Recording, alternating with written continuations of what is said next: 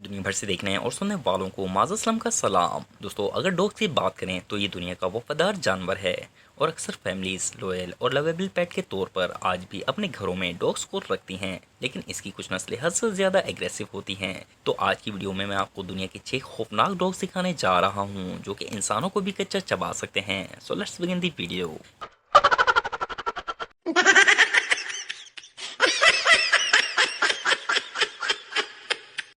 Pitbull. दोस्तों, अगर दुनिया के खतरनाक जानवर में शेर का नाम ना लिया जाए तो ये बहुत ही गलत बात होगी। लेकिन पिटबुल एक अमेरिकन डॉग है और इसके साइज पर तो हरगिज मत जाइएगा क्योंकि ये दुनिया के खतरनाक डॉग में से एक है।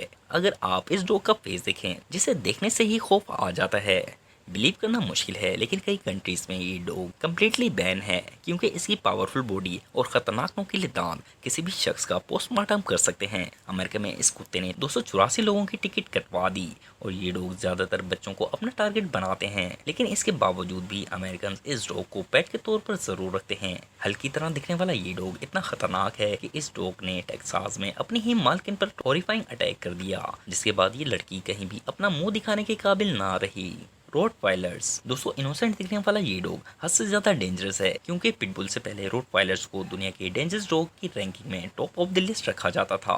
ये ब्रीड असल में जर्मन स्टेट रोटवाइल से बिलोंग करती है, जिसकी वजह से इसे रोटवाइलर का नाम दिया गया। इनकी हाइट 24 इंचेस होती है और ये डॉग किसी भी चीज को अगर पकड़ ले तो आप भी उसे आसानी से नहीं छुड़ा सकते।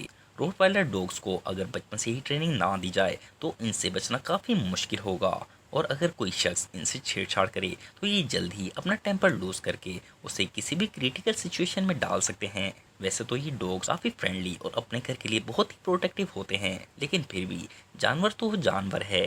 एक रिपोर्ट के मुताबिक रोटवाइलर ने 55 से ज्यादा लोगों की जान ले ली। German shepherd. दोस्तों, जर्मन शेफर्ड की जब बात हो ही गई है तो आपको बता दूं कि तारीख में इस डॉग को एज अ वर्कर समझा जाता था क्योंकि ये दुनिया भर में इंटेलिजेंट, पावरफुल, स्ट्रॉन्ग और डेंजरस डॉग के लिए जाना जाता है।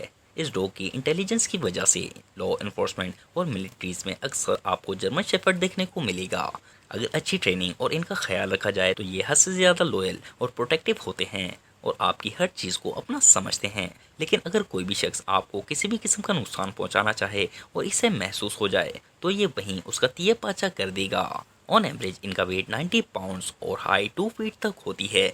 और अगर आप डॉग को पेट के तौर पर पालना चाहते हैं तो German shepherd is the best choice क्योंकि ये हर किस्म के माहौल और मौसम में एडजस्ट हो जाता है। लेकिन याद रहे, एक स्टडी के मुताबिक जर्मन शेफर्ड के एग्रेसिव बिहेवियर और खतरनाक दांतों की वजह से 20 लोग इसके काटने से अपनी जान की बाजी हार गए। American bulldog. दोस्तों, ये डॉग बिल्कुल भी ब्रिटिश बुलडॉग की तरह नहीं है।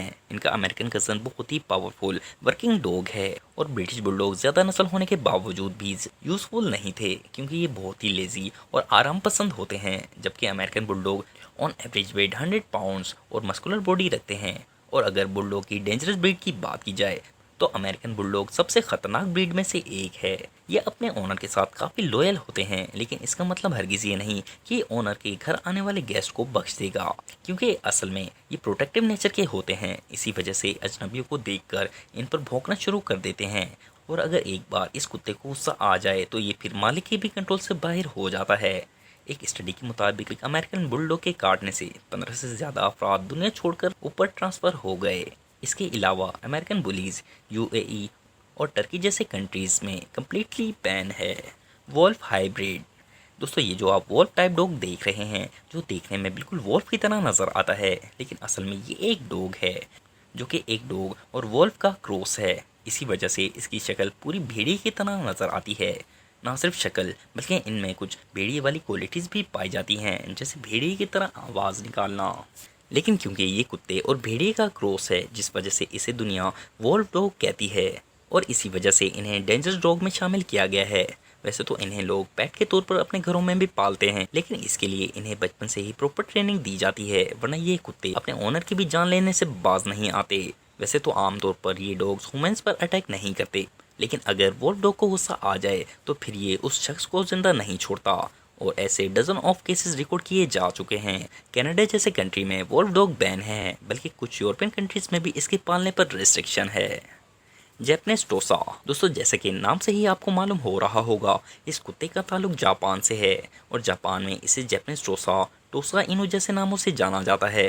असल में ये सदियों पुरानी क्रॉस ब्रीड का नतीजा है। ग्रेट डेन, बुल टेरियर्स और सेंट बर्नार्ड से हासिल की गई है। वैसे तो ये सारे डॉग्स ही डेंजरस हैं, लेकिन क्रॉस ब्रीड करवाने के बाद आप सोच ही सकते हैं ये जैपनीज टोसा कितना खतरनाक होगा।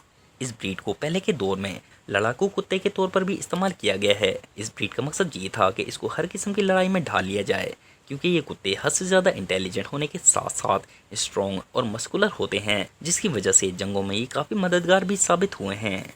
अगर इंग्लैंड की बात करें तो इसको पेट के तौर पर रखने के लिए गवर्नमेंट से लाइसेंस लेना होगा, जिसके बाद ही आप इस खतरनाक मखलूक को अपने घर में रख सकते हैं। लेकिन अमेरिका जैसे कंट्री में इस कुत्ते के लिए तो वीज़ा भी बैन है, क्योंकि इस कुत्ते ने पूरी दुनिया में बेतहाशा लोगों को हलाक किया है। ये वाकई में डेडली है।